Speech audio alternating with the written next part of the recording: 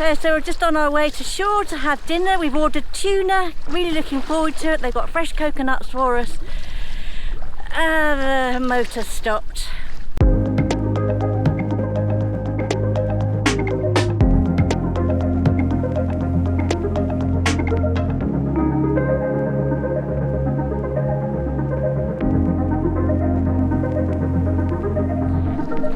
And yeah, it stopped almost exactly halfway across. So do you carry on or do you go back? Well, we're being sensible, it's going to be dark soon.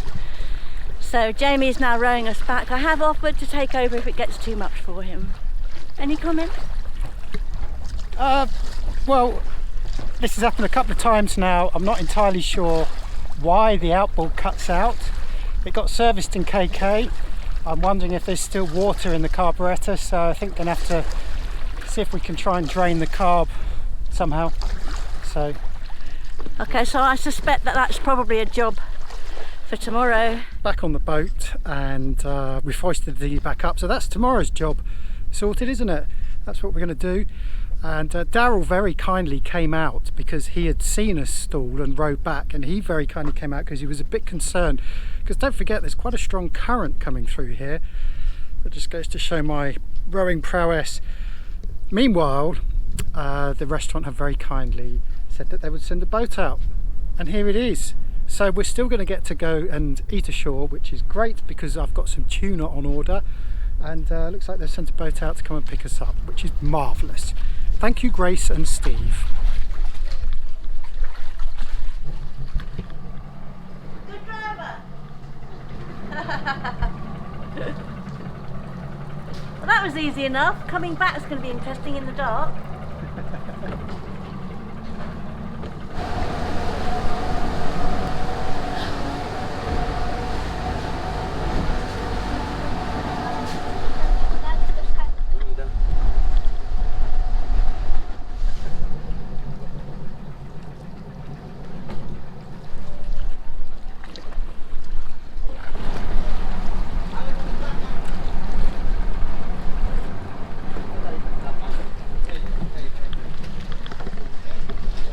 Never doubt the driving skills of a dive boat skipper. This guy knows what he's doing.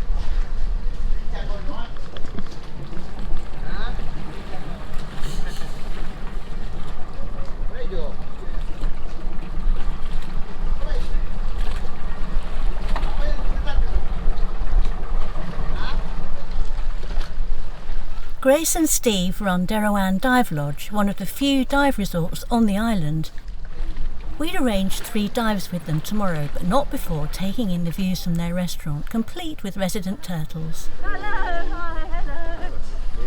Oh, that was exciting. The food was so good that we ate there 3 nights running with Daryl, Cheryl and Andrea of sailing yacht Freycinet. The fresh tuna and lobster, caught locally of course, was divine, and the sunsets were spectacular.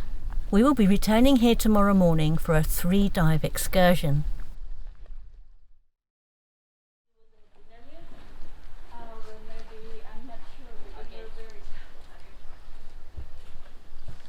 Recognise one of those boats? We're going diving! Yeah! So this area is quite famous for diving in Indonesia. And in fact, some people say this is even better than Raja Ampat. And I know that will upset people who have been diving in Raja Ampat, but we know people who have dived in both. And they have said that the diving and the snorkeling here is very good. So we're going to go to 3 locations today. Perhaps the most famous one is the Jellyfish Pool. It's a fairly unique phenomenon. It's a completely enclosed lake, so it's in salt water. There are only 2 or 3 of these types of locations in the world. The jellyfish are unique to this location, and more interestingly, you can actually swim in among them because they don't sting, so we've been told. So I think that could be our first location because that's going to be the one that has the least amount of current. As you know, there's a very strong current around here. Hopefully that will abate a little as we go out to sea. So yeah, this is great. It has been some months since we've been diving. So please excuse the diving footage. If I get anything good, I will show you. So Kakaban Island is completely enclosed. So it's a lake that doesn't get penetrated by the sea directly, although we did ask Addy and he did say it was salt water, but I think there's a bit of fresh in there as well, so it might be brackish. We'll find out when we go in whether we sink or float. We can't bring the boats here because right now we are floating in a few hundred metres of water, and literally that ledge there is half a metre. So it is like this. There is nowhere to anchor. So they've built a jetty here for the speedboat to tie up on.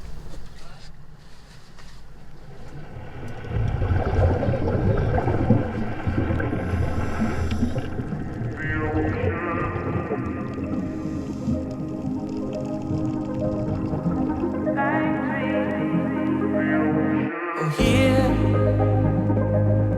the ocean is near,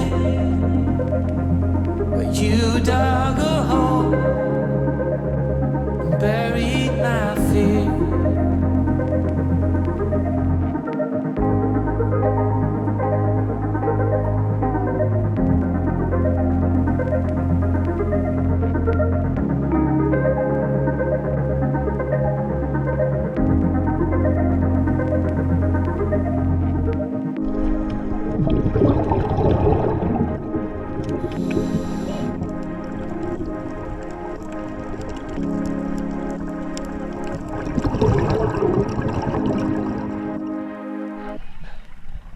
Hello!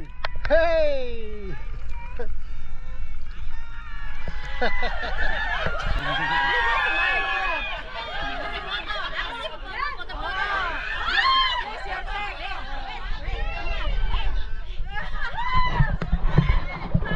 So what just happened there then, Elizabeth? Well, I felt as though I was a Hollywood star. We were feted, we were kissed, cuddled, we were photographed from every angle, there were tears. When a very small one couldn't get in the picture. Oh, so I thought she was going to cry. She was crying.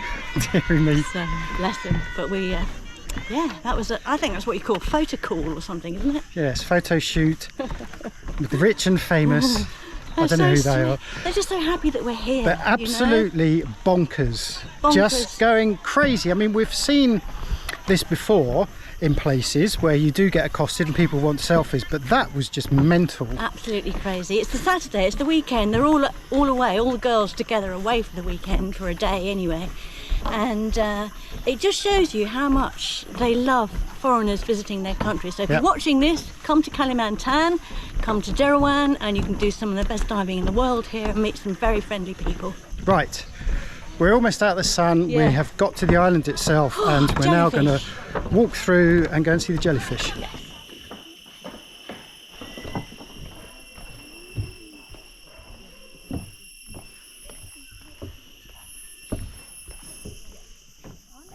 This mangrove fringed lake is slightly above sea level and is home to thousands of jellyfish. Because they have no natural predators, they have evolved to no longer need their venom. They come in 4 species. The one we saw most of is the golden jellyfish, Mastigius papua. Then there's the moon jellyfish, the upside down jellyfish, and there's even a box jellyfish. Unfortunately, it was outside spawning season when we visited, so we didn't get the full experience of swimming through hordes of these animals.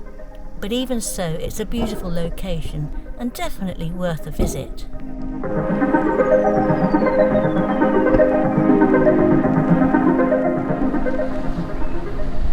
The last dive was where you're supposed to see manta rays, and Addy, our guide, said, well, we'll go down and we'll spend 20 minutes at the cleaning station. If they don't come, but at least we tried. We got to the cleaning station and we all assumed our positions. In 5 minutes we saw a manta! Anyway, it's a really nice dive. We saw another manta as well, and lots of interesting bommies, different rays, beautiful coral, just lovely, lovely. So where are we now? We're coming back. We're coming back to the dive shop. We're going to get changed. They've given us showers we can use, so we'll change into normal clothes, and we're going to have supper here. And I've ordered lobster.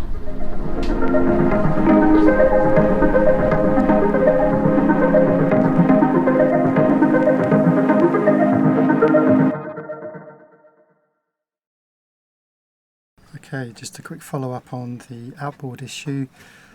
We are currently at anchor with some very strong currents, so getting the outboard off the dinghy was quite difficult in itself.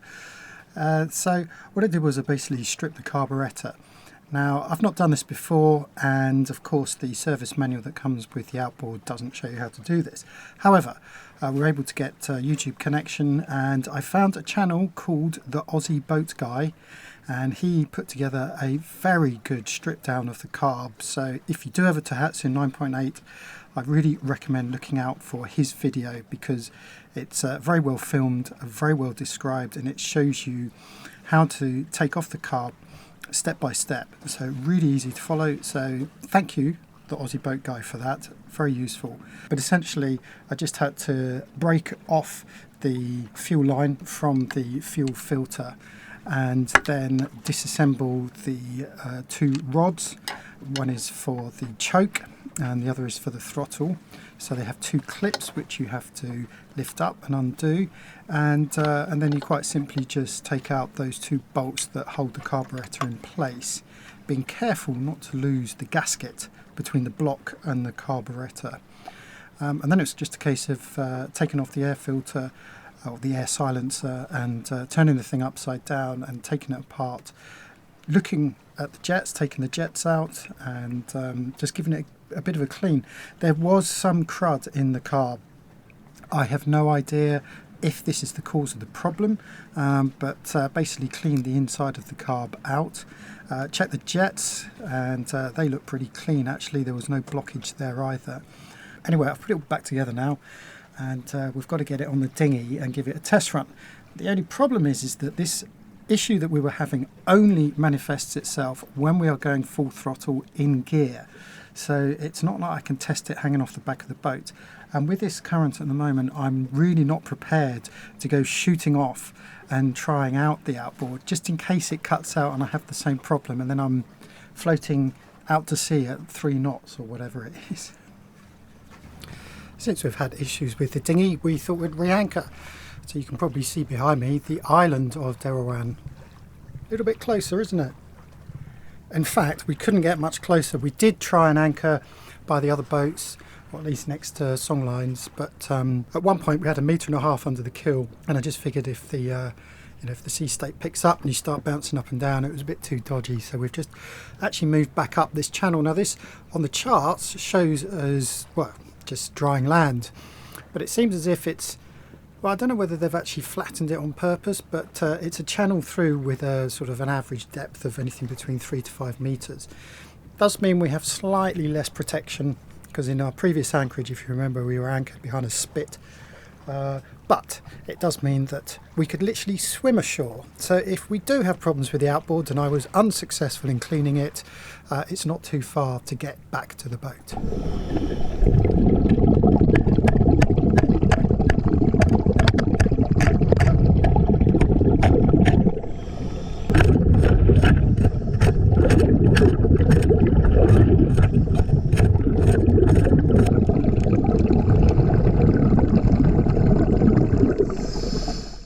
This is a little job that I've been itching to do for ages, and I just cracked on with it and realised I probably should actually just record it, just for those who may have a similar system. So, as you know, we have in-mast furling on both the main and the mizzen. Now what this means is there is a spindle, I suppose an axle is perhaps the best way to describe it, that runs up the mast, and that has a plastic sheath on it which the sail runs up, and obviously we hoist it up. It stays hoisted and then we furl it in and out. Now that let's call it an axle is adjustable, and the idea is once you've installed it you can then tighten it, and I don't think we ever really tightened it enough when we did our refit, but it seems as if over time that's got looser. What happens is that then moves inside the mast, and even with the sail wrapped around it, in bad conditions, and obviously we've had quite a few lately when the boat is doing this, the whole thing moves inside and you can hear this.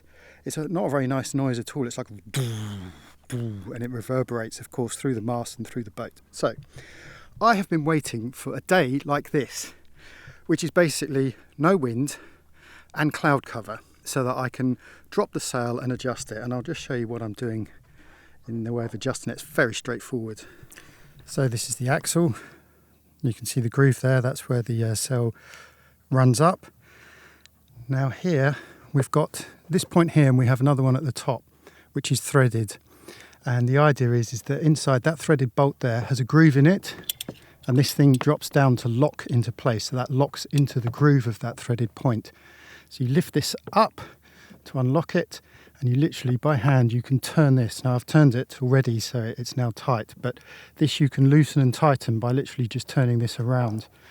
Once you've got it locked into place, you line it up so that you can drop this back down onto that split groove there, and then just simply tighten up this nut. So it's quite straightforward, but I'm going to try and give it another turn just to make sure it's absolutely tight. But you can see if I do this, there's still a little bit of movement in it, not too much, but before I'd tighten this up, this whole thing was moving backwards and forwards. So let's just give that one more turn and see how it is. There we go, done, tightened, fold away, and now if I move that, there's absolutely no movement at all. Previously you could put your hand there and the whole thing would move, so I'm hoping that will get rid of that horrendous noise we hear whenever we're at anchor in a rough anchorage. I think perhaps we might do the mizzen next. I think that's a little bit loose.